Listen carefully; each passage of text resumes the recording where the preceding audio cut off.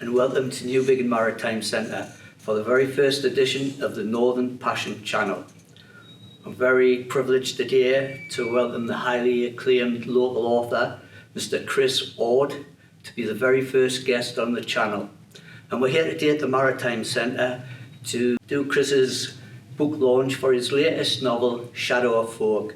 It's Chris's fourth novel, and earlier today I had the opportunity to catch up with Chris and discuss his creative processes and where his inspiration comes from. So without further ado, Mr. Chris Ord, thank you. A key element of inspiration for me is actually Northumberland itself.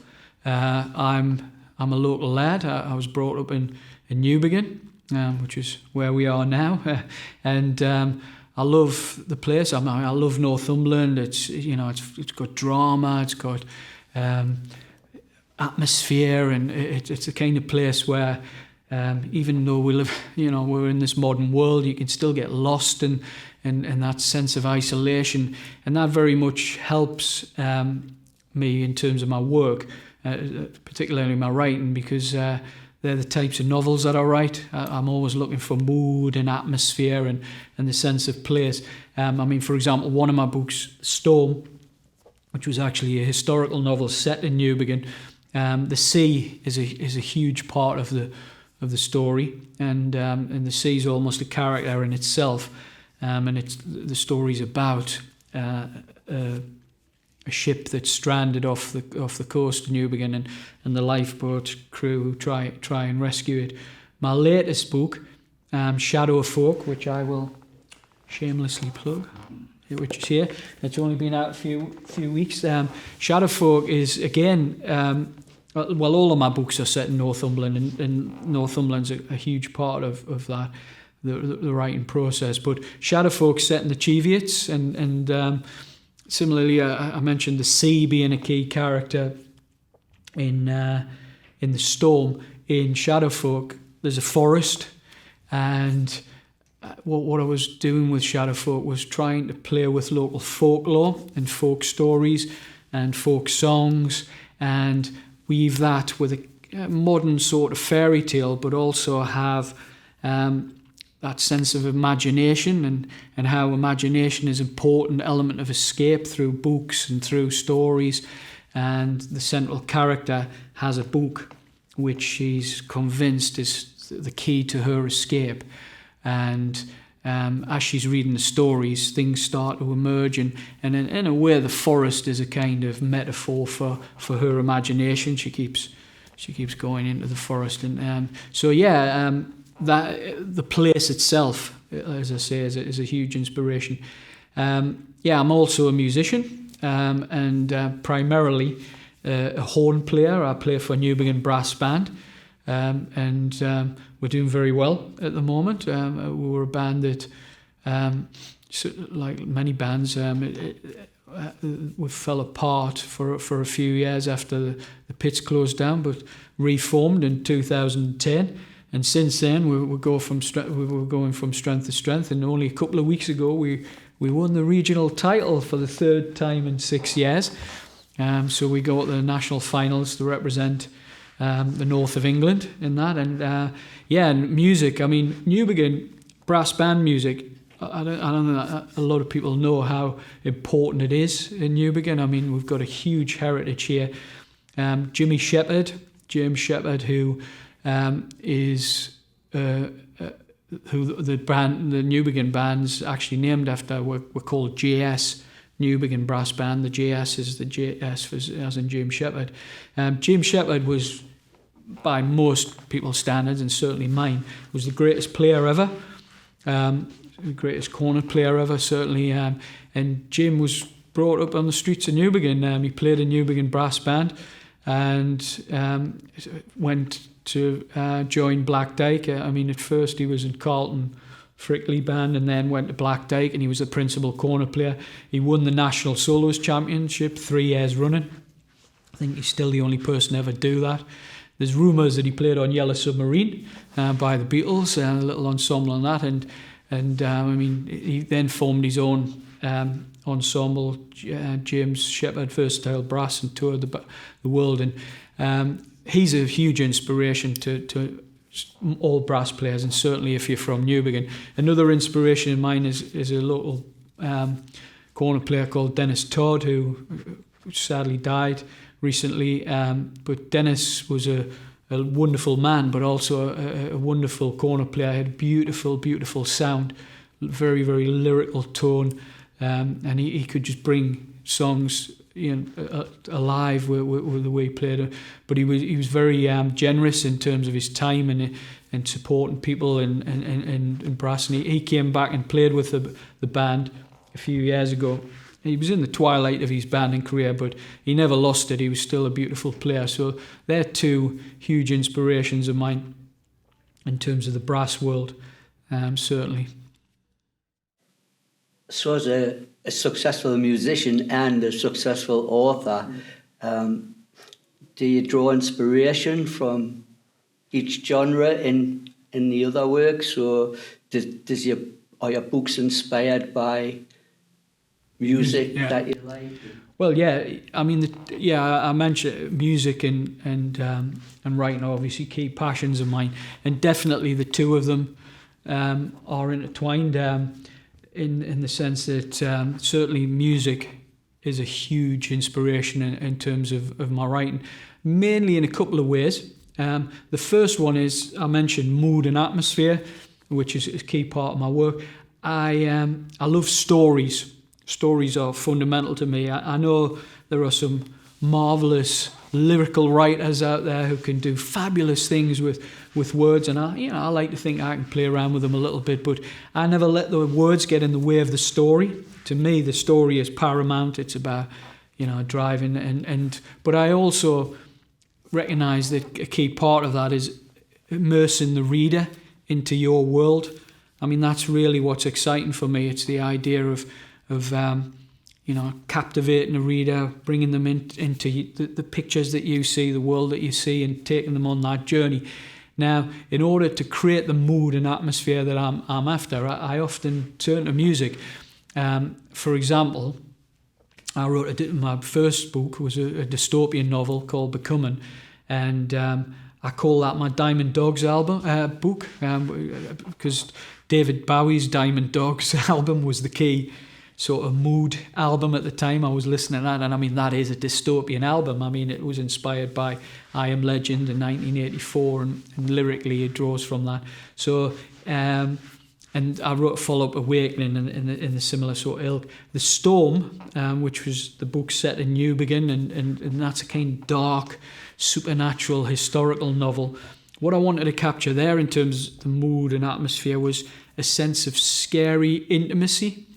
And really, because it is quite a scary novel, and the idea was to, with the supernatural elements, the idea was to kind of, as though not me, that the characters are in the room with the reader, and there's that sense of foreboding. And now the album that I think most captures that for me is an album by Nick Drake called Pink Moon, which was his final album. And whenever I listen to it almost feels as though he's in the room with me. It's just him sitting, picking his guitar and singing. And I think it's certainly, for me, the most intimate album I've ever heard. So I kind of call The Storm my Pink Moon album. With Shadowfolk and The Storm, and this is the second way I think music influences in a more direct sense. The Storm actually came from a musical project that I was involved in called Hal and the Lines, which was a project set in Newbigin. The Newbigin Genealogy Project, which is a project trying to, and very successfully, bringing together a family tree of everybody who's ever lived in Newbigin. And from their work, their research, they were getting lots of stories, interesting stories from people about things that had happened and different characters. And they went, Hilton, who leads it, Hilton Dawson, he went and spoke to Northumbrian, Woodhorn Museum, a project out there called Bait, and said, we need to capture these, we need to do something with them. These stories are wonderful, they can't just kind of sit in archives. And so they gave us some funding to set up a project, and we commissioned a folk singer called Tim Dallin, who's absolutely amazing bloke, really inspiring guy, wonderful entertainer, very charismatic. And he took these stories and basically turned them into songs. And I put together a brass ensemble, and we played brass, and we had a choir, a couple of guys, Richard Scott and Kane Patterson, who did some orchestration, and they were kind of leading on the choirs as well. And it was just a kind of collaboration of lots of different creative elements, and we performed these songs. And there was one particular song which was about Philip Jefferson, who was the first coxswain of the lifeboat in Newbigin. And he was the guy who got the crew together to save the brig, the Norwegian brig, the Embla, and that was the story that I used for the storm. So that was a very, very direct way in which music had influenced my work, because that song, I thought, I'm going to have to write a book about this. Now, I actually found out that Philip Jefferson is a relative of mine, but to be honest, in Newbigin, everybody's related to everybody else, so that's not that surprising, but there was a different element in terms of the inspiration. Now, with Shadowfolk, shameless plug again, with Shadowfolk, again, there was a very, very direct influence. When I'd written The Storm, what I wanted to do was to repeat that sense of having a story, a thread of a story, like the saving of the Embla. This is about Aoife and an attempt to find her father and escape this quite horrible home life that she's in, and she thinks that finding her father will be the key to her escape, and everything will change.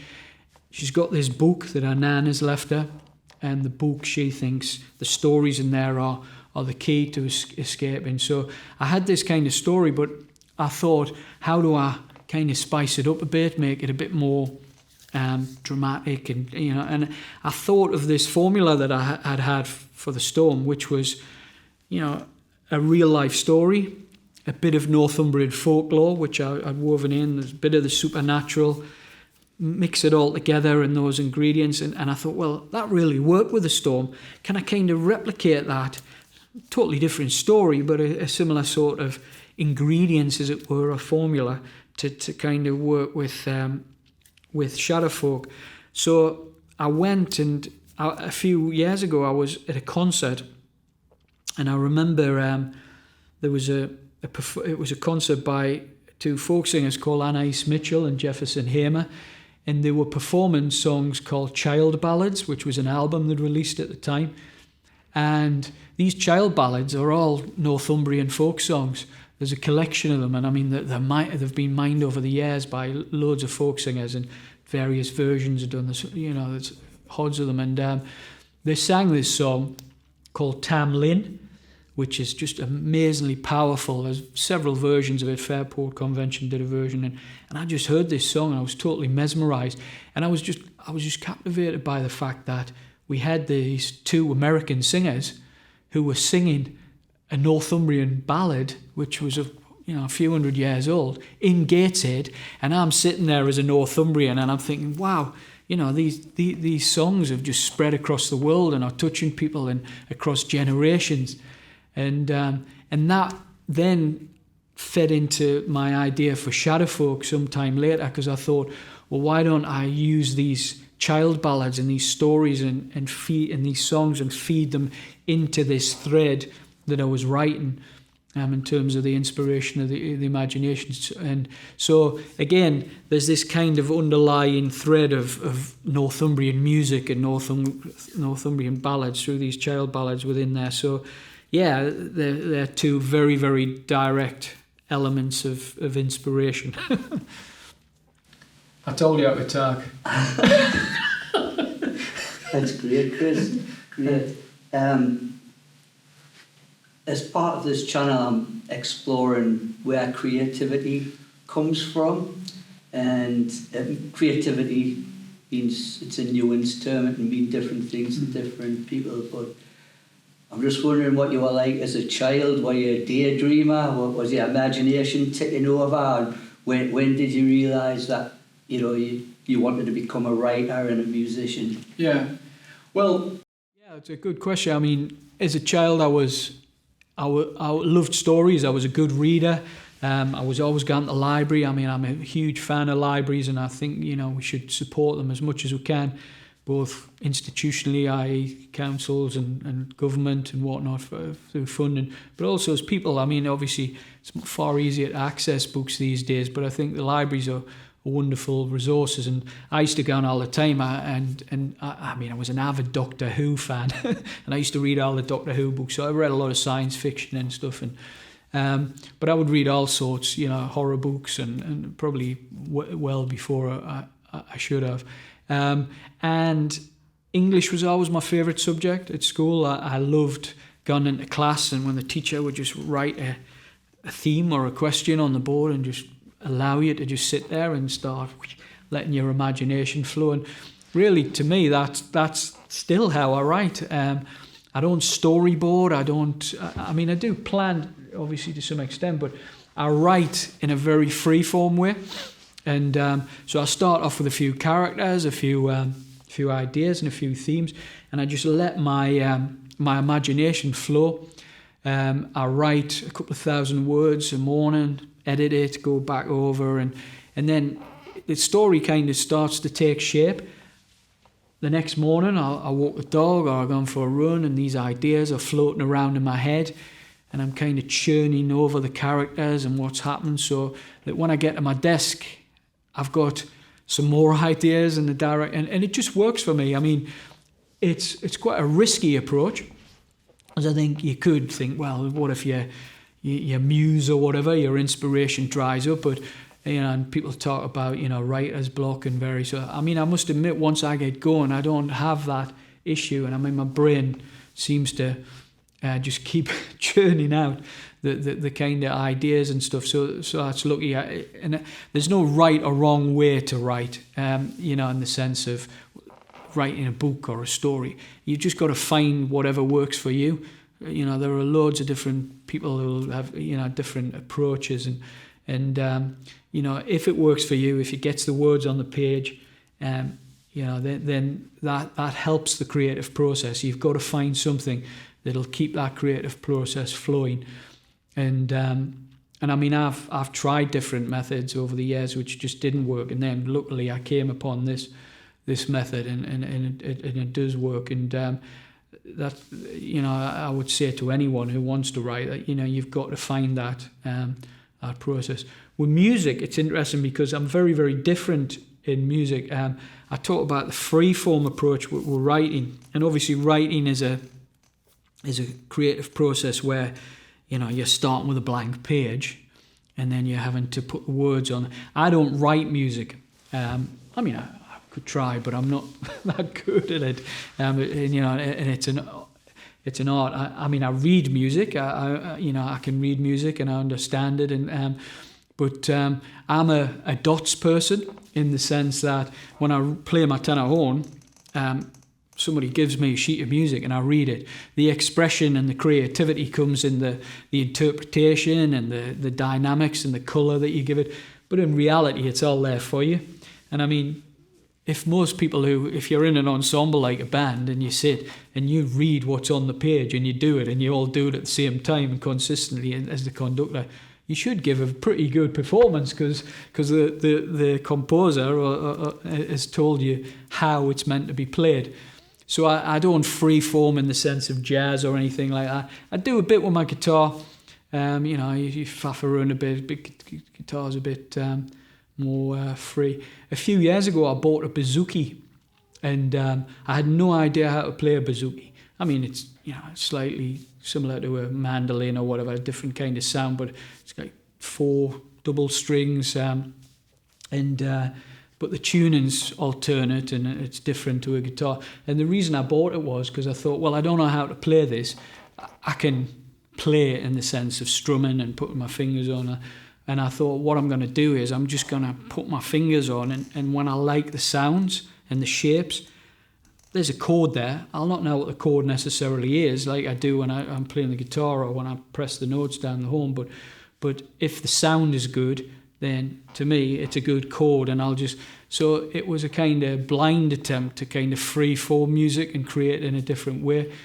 And I just used to sit there and make these shapes and sounds and and that was quite good fun, at the time and stuff. But I'll be honest, my music and my writing in that sense, in terms of how I create and how I express, are very, very contrasting, in the sense that one is much more structured, and i.e. the music, than the other. So that's quite an interesting contrast for me in terms of my creativity. Yeah. Thanks, Chris. So the passion for Northumberland is expressed in your work, but you're a very travelled man. Do you see a time in future novels where you'll be drawn upon those experiences, where you've been in other parts of the world? Yeah, I mean, it's a good question. Yeah, I mean, when I spent a lot of my 20s and travelling, and I came back to the Northeast about 17, 18 years ago, and I mean, really, it was I was teaching abroad, and it was my chance to see the world, and I went to various India, I lived in Turkey and Portugal, and went to Malaysia, Thailand, and lots of the sort of Far East and Central Asia, and lots of Europe as well. I mean, I did, lots of travelling around, interrailing and things around Europe. Fascinating times. I mean, I went to Europe around the time of the end of the Berlin Wall, and when everything was opening up, and we thought this was a new expression of freedom and push for different forms of democracy and self-determination. And of course, what we're seeing now is almost as though a new curtain is being drawn across Europe, and in a very, very dark period, but it's interesting how these things happen cyclically.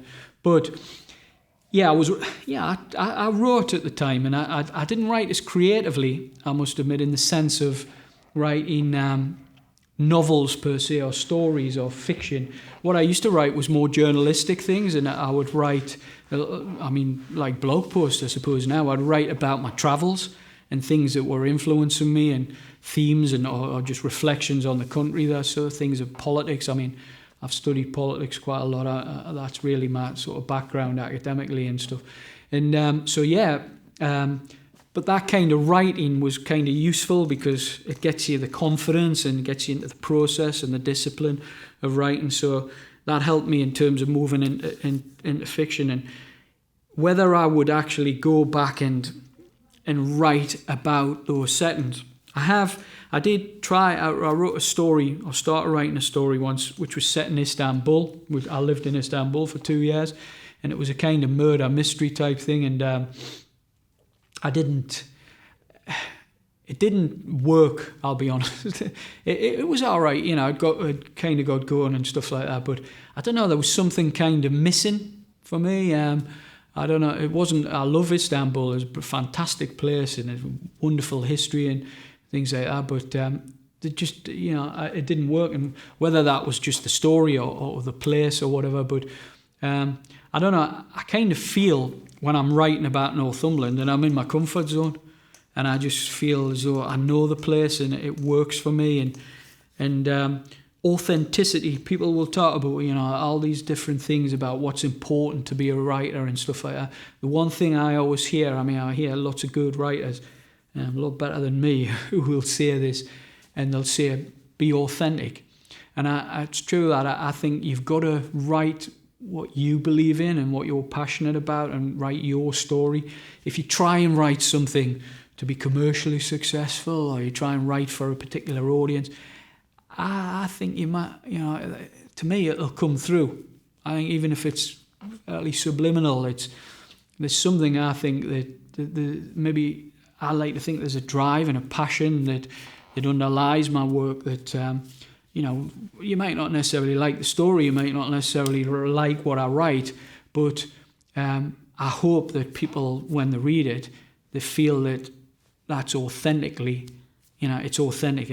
That is an expression of me and who I am and who I'm from.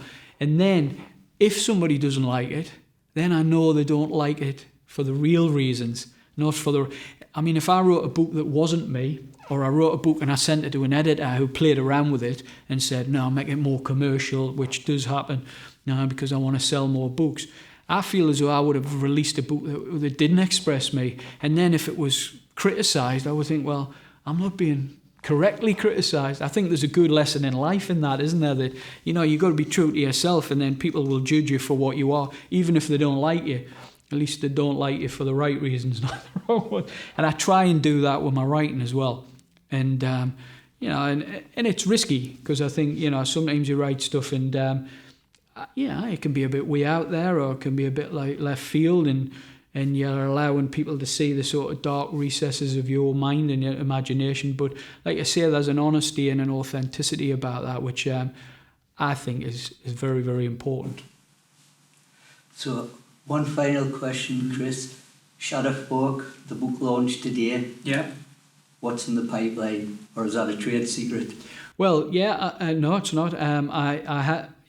Shadowfolk I'm launching today, which I'd spent, you know, the last year or so or more, you know, writing and getting into shape. And but the last year has been a difficult year for me, health-wise. I mean, we've all struggled with COVID and whatnot. I had long COVID, and it did affect my health quite badly. And you know, and I was having some, you know, head issues, you know, the brain fog that they kind of describe. But it took me to a few dark places, shall I say, and really writing was my therapy.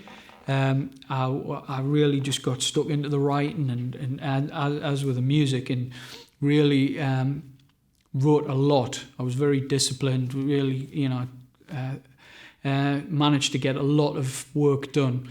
So Shadowfolk was the first and the most progressed, and went through, you know, I sent that through the editorial processes and whatnot. It was kind of advanced, but coming up behind it, currently the draft has gone through various iterations of this. There's a book called The Deal, which I wrote or have written, and it's that's set in Northumbrian as well. It's set up near Howick, and the bathing house. If you've ever walked between Sugar Sands and up to Craster, that beautiful, beautiful stretch of coastline, which is probably one of the best walks I've ever experienced anywhere in the world. I absolutely love that.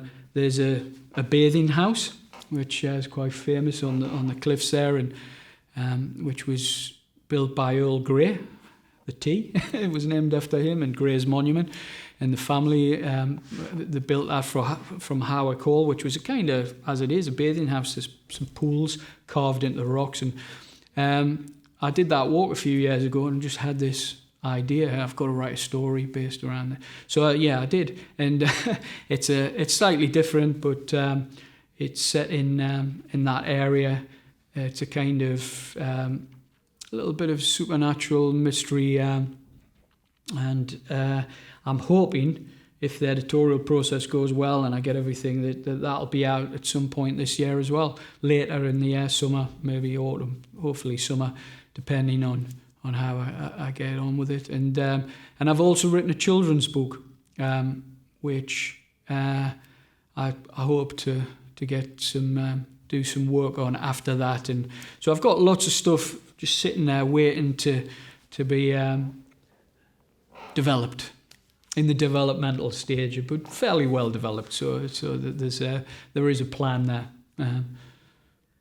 Well, thanks very much, Chris. No, thank you. It's been absolutely fascinating talking to you and getting an insight into your creative processes and where your work's going. So thanks very much. No, thank you, Ken.